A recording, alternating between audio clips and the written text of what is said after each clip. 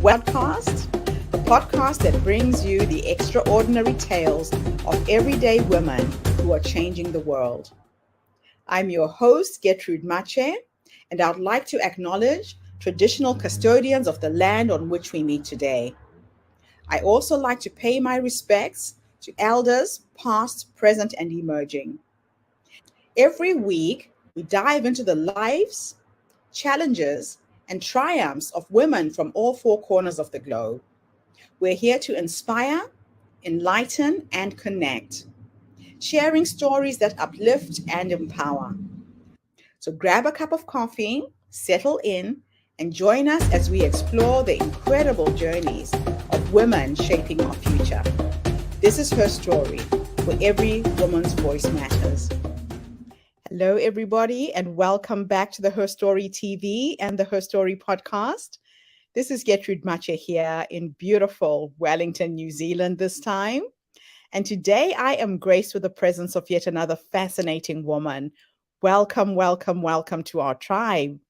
Please tell everybody your full name, where you're based, how old you are, and share your story with us today.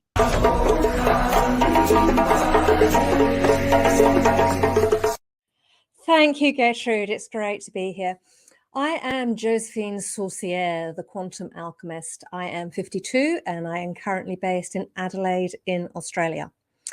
However, my life didn't begin here. I am English, probably tell from the accent, and I grew up in a beautiful part of the English countryside in Surrey, just outside London.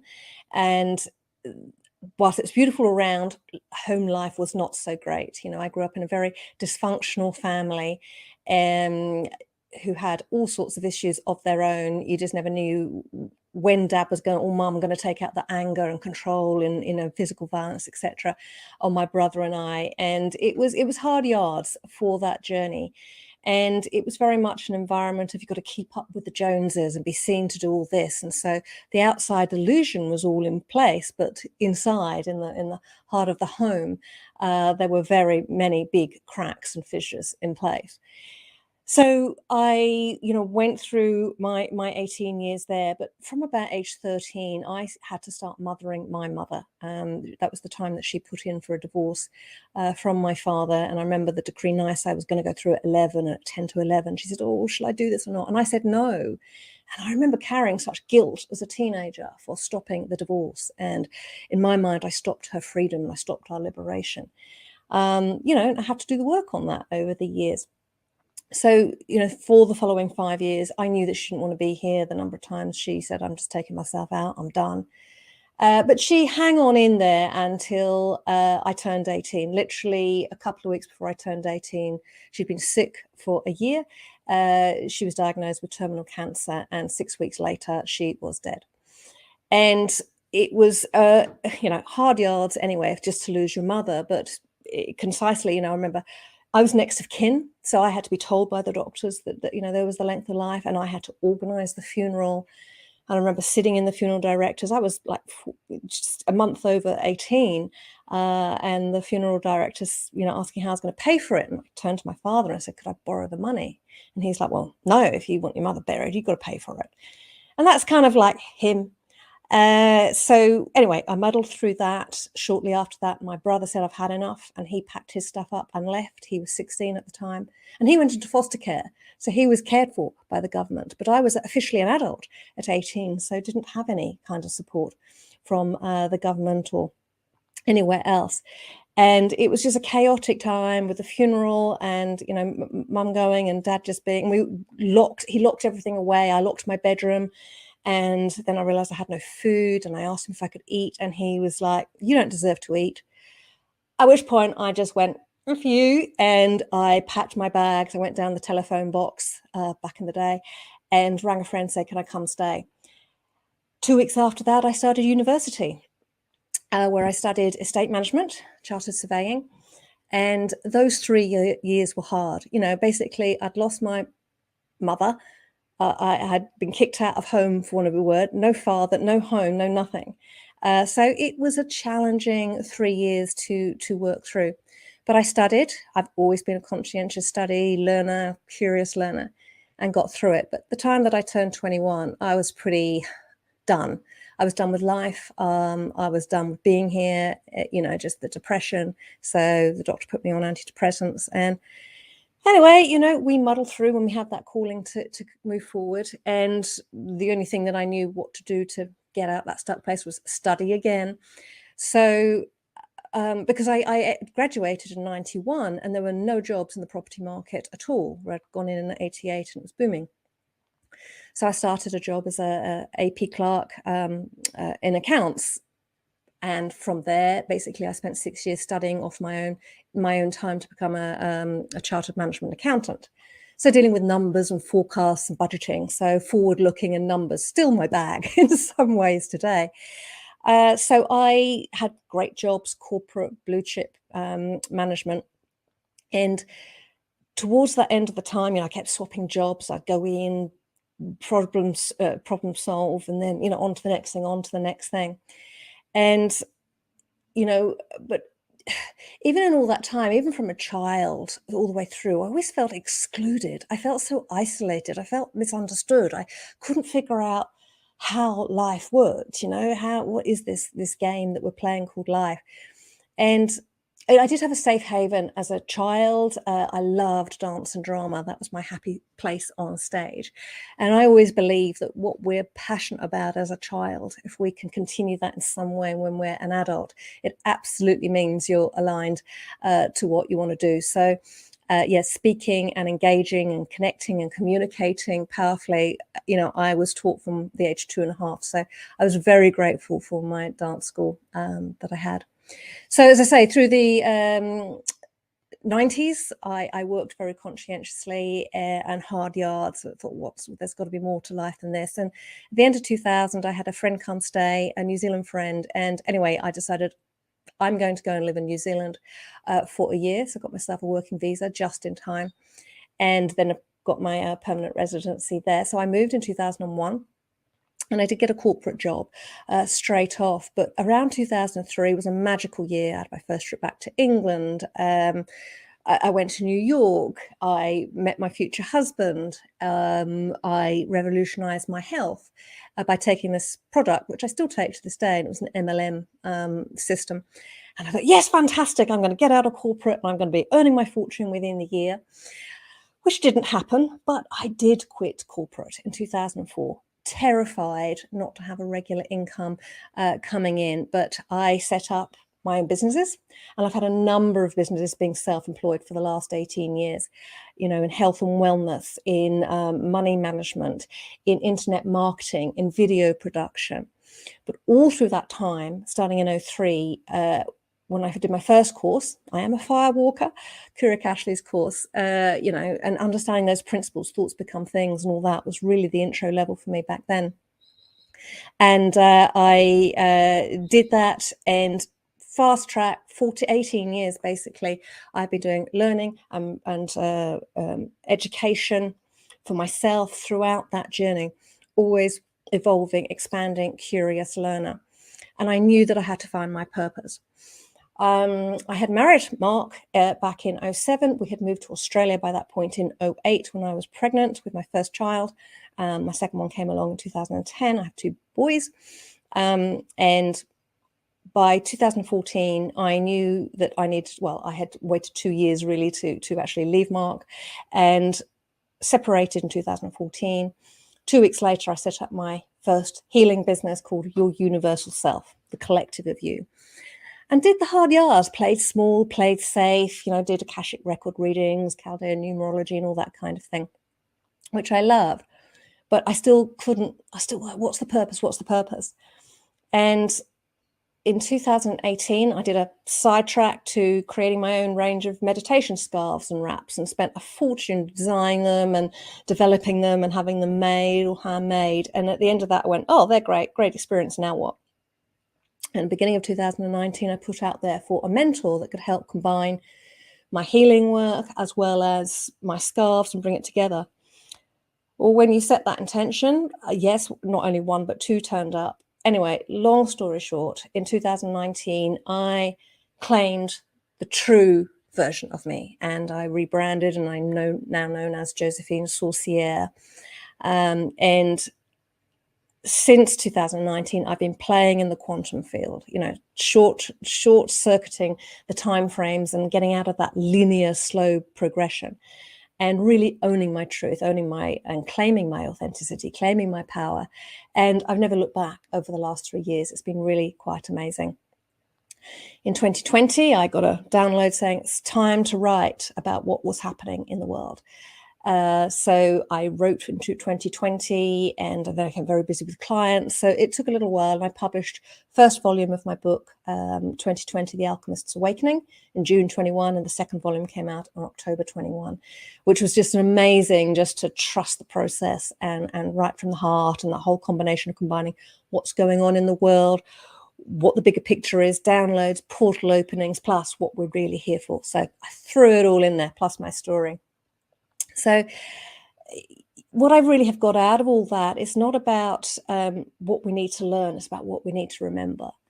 And today it's potent. It's literally 11/11 on the 11th of the 11th here in Australia, and the day of remembrance. And I'm all about igniting those codes of remembrance within you, what I call that innate intelligence of what we know.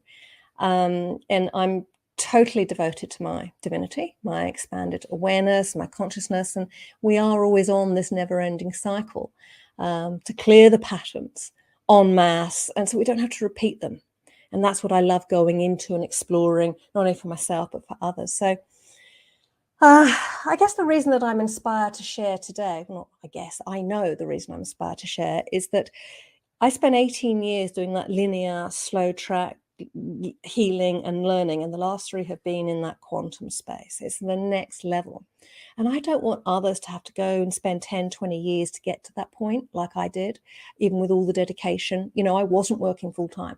I've spent 20, 30 hours a week on my own self-development and evolving for many, many years, as well as working with clients. And I still run my other 2 businesses, and I'm a single mom with 2 kids. It's a busy life, right? But we can do that when we collapse time. And I love helping people, pinpoint exactly what they're coded for, what their sticking points are, what they can't see behind the blind spots, and then activating that remembrance within them so that they exponentially awaken their DNA programming and what I call the cosmic coding. So they don't have to go through that slow route of learning. Time is of the essence, because there is no time, right? And for people to be aware of how limited their perception of what life is, if they think it's just, from ashes to ashes, dust to dust, it's like, gosh, that's just a speck of the sand to who we really are. And I'm also inspired to share to people to remember that it really is a balance between not only being and doing, but between knowledge and feeling. And it's embodying it all and understanding it all and living through it. And there's so much of that is missing in what I call the light grid teachings. It's not there. And we have to reignite that innate intelligence within us, what we know to be true, and which is held in your coding, right? And so there's no right or wrong with this, but some people are really coded to experience the highest level of frequency and bring that here on earth. I call them the mastheads of frequencies, and that's who I love working with, because at some level they know what it is. It's not a case of, I've learned it, therefore I've got it, and I think I understand it. You've got to know it. You've got to embody it. You've got to live by the universal laws to move forward on that, and be prepared to do the work and face the truth and get out of the illusions and understand the difference between the power of the egoic world by breaking down those masks and shattering those illusions into your innate power and wisdom and authenticity, and ripping off the masks and getting out of the shackles of the small mind and human conditioning. So I find it's imperative right now that people start waking up to this, waking up to the truth of who they are and really owning it, to end this people pleasing and to really walk the path back home.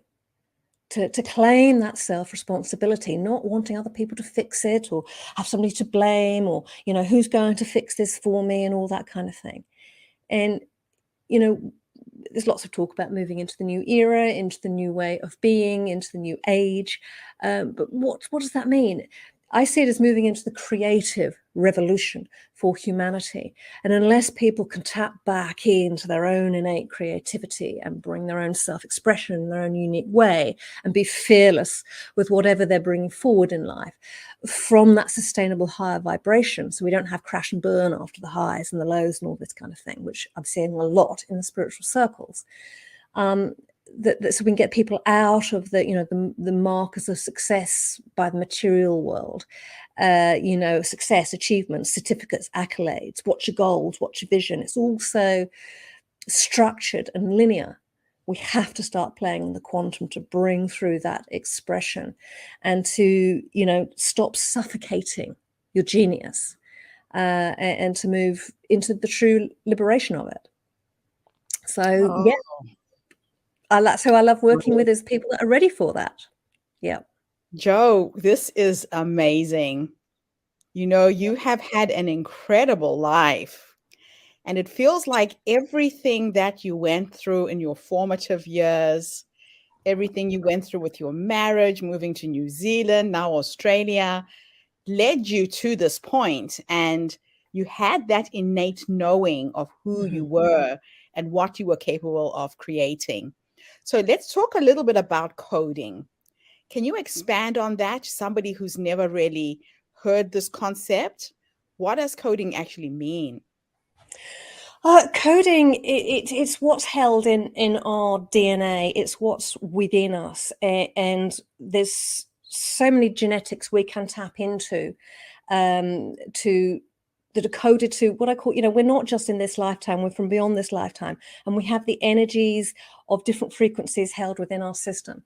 So for me, I have the ability not only to see someone's coding, but to be able to go in there and clear the disruption and transmute the patterns that are keeping you from really activating the true essence of who you are. And so when I activate people, it's through a physical experience. I mean, not face to face, but energetically, because energy crosses all times, to be able to switch that back on. But people are all like, if you know astrology, we all have that unique pattern. And we're not just talking about the sun sign, we're talking about the whole astrological chart. It's a little like that. It's like, but what's on the inside? What have we built with our genetics and epigenetics that have come from, all different aspects? So I have the ability to read that, see it, and activate it back into the truth of who you are. So that's what I do with my coding. How I do it is, that's the mystery of what I do. That is just amazing. Yeah.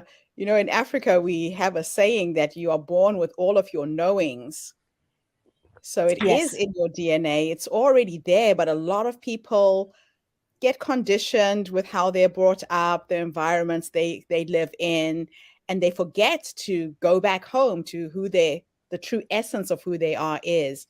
So if somebody was looking for someone like you and is looking for coaching, what does your coaching look like? What does that entail?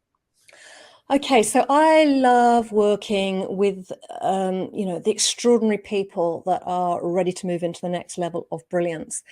So I work with sort of two streams of people, if you like. So the enigmas, the people that have already had that success at some level in life, but what's the missing piece? What else is there? And the first part is an initiation where we really activate the truth, reveal the truth and activate the truth within you. And then people go on to work with me through what I call the rites of passage, through up to 7 stages if they want. But the first 3 months is that key phrase of turning things around. All those details are on my website. The other group of people I work with are the prodigies, the high-end performers, innovators, solution finders that, have already got that disruptive nature in there, and they are the creative artisans. But for them, they could be terrified of what does their life look like after their career.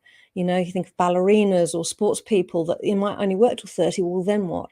So I love helping people bring that zone of genius into all areas of life. So way beyond life coaching, way beyond mindset. And I say coaching, but it's the activation of the wisdom and the remembrance that I bring to the table that I haven't seen anywhere else. So that's who I'm working with. When you describe the work that you do, would you call this spiritual work or cult work? Oh How would gosh. you describe it? Yes, I'm seeing a lot of people out there. Yeah, the cult thing, like it's just not the gig, not the way. In terms of spiritual work, again, it's not the regurgitated teachings of the light grid either. I'm talking about bringing mysticism, if you like, witchy, whatever you want to call it, into the 21st century to get out of the woo-woo and into embodiment of it. So it's really practical. It's, not lots of rituals and tree hugging or anything like that. It's giving you the tools so that you know how to fearlessly embrace absolutely everything in your life in all arenas. So it goes beyond the whole, love and light, and we just need to connect kind of thing. This is about the truth of it. We have the shadow and the light, and it's understanding both sides of that. So it's the next level of consciousness outside normal spirituality, or certainly cult work that I've seen. Absolutely amazing.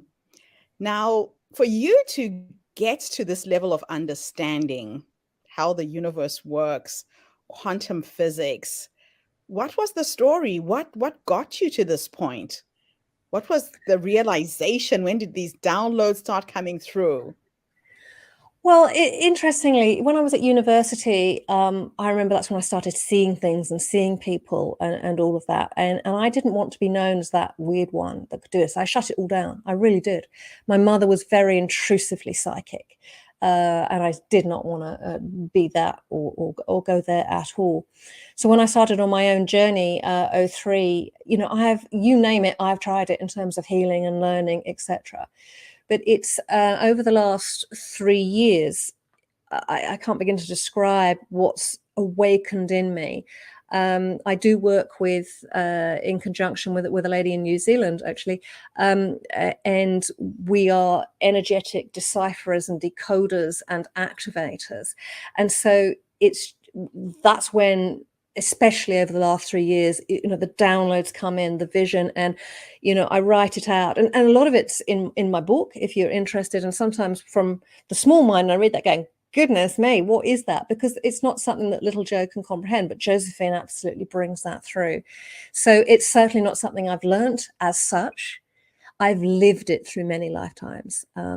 Genius is uncertifiable. It's not something, what I do cannot be, people say, oh, you must create a duplicatable business. It's like, no, sorry, I cannot teach people to do exactly what I do. Can I ignite them to find their own coding and frequency and bring that into the world in their genius flow? Absolutely. But I can't duplicate what I do because it's not a tangible thing as such. I love that. So, if somebody was to start working with you, where would they start? Okay, so there's a few things on the table that might pique someone's interest. If you love reading and you want to explore what was really going on over the last few years, the books, 2020, The Alchemist Awakening is a great place. In terms of if it resonates for you about being at that next level, wanting to know what the missing piece is or what's the next chapter, and you really establish in some way, then I have a couple of online retreats available. The Enigma Retreat, you can just sign up on my website or go to enigmaretreat.com, and 5-day immersive. So you can see how well I know you already and what the highlights of you are and your challenges of you that come up and what you're looking for. So that's for the would-be enigmas. And then I have a similar one for the prodigies that people need to apply for that. So they're great starting points to get to know me. In terms of my earlier work and activations, there is plenty on Insight Timer, the app, or YouTube, but they are, that's work from 3, 4, if not longer ago. So it's not my current work.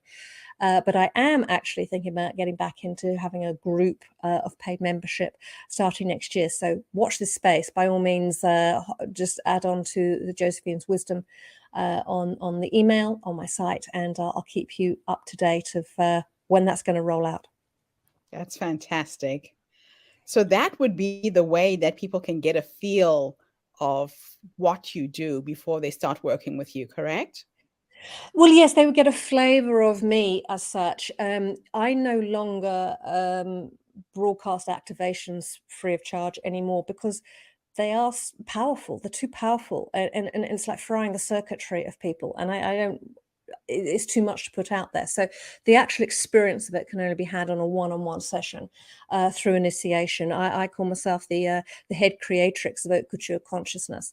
You have unique wiring, so I have to work one-on-one to be able to activate that. That's when you truly have the embodied experience of what true liberation is, as well as being armed with the truth of who you are, what you're here for, not in terms of the practical, oh, well, in 20 years, you're going to do this. I'm not crystal ball gazer, but in terms of the frequency and the energies of what you're here for, that experience comes through initiation for sure. Fantastic. So, any parting words, final words for our listeners today who are going to be intrigued by this? What are your parting thoughts for us today? You're here at this time to step up and claim your power, your innate power, and your innate wisdom, and your authenticity. And how long are you going to keep going denying that and ignoring it and putting your head in the sand? And I'm not for everyone. I'm not everybody's cup of tea. I understand that. And for that, I make no apology. And nor should you, for who you truly are. So if you know that you're here to do something big in this lifetime, then I'd say it's time for you to really deep dive, discover it. Because if you're doing the linear path and keep searching and you don't know what you don't know, you can't name what's missing, then let's just shortcut the process for you to be able to know without a shadow of a doubt what this is all about. That is fantastic. It sounds to me like you will definitely take people on that quantum leap into who Absolutely. they're supposed to be, Yes. so they can play this game called life that we've all come here to experience. Yes. Thank you so much for coming online and sharing your knowledge, your wisdom with us. The Her Story Circle is attracting some fairly phenomenal people. And I really thank you for being with us and sharing this knowledge. And My thank pleasure, you to absolutely. everybody who's tuned in. Come back again tomorrow when I interview another amazing woman. And Joe, absolutely love your work. Can't wait to explore more about what you do. Super. Love to hear it. Thanks, Gertrude, for all you do. Bye for now, everybody. I'll be back again tomorrow with yet another amazing guest. In the meantime, have a fantastic day, morning, or evening, wherever you are in the world. And bye for now. Thanks, Joe. Bye. Thank you for tuning into the Her Story Circle podcast. I hope today's story has inspired you to believe in the power of our stories and the difference you can make in the world when you use your voice. I'm Gertrude Mache, and it's been an honor to share this space with you, where voices from all walks of life come together to weave a rich tapestry of diverse perspectives. Don't forget to subscribe, rate, and review our podcast to help us share these stories with more listeners. Follow us on social media by looking for the Her Story Circle podcast for more updates. And join us tomorrow for another episode filled with courage, resilience, and empowerment. Remember, your story matters, and together we're building a stronger, more inclusive world. Until next time, keep making her story.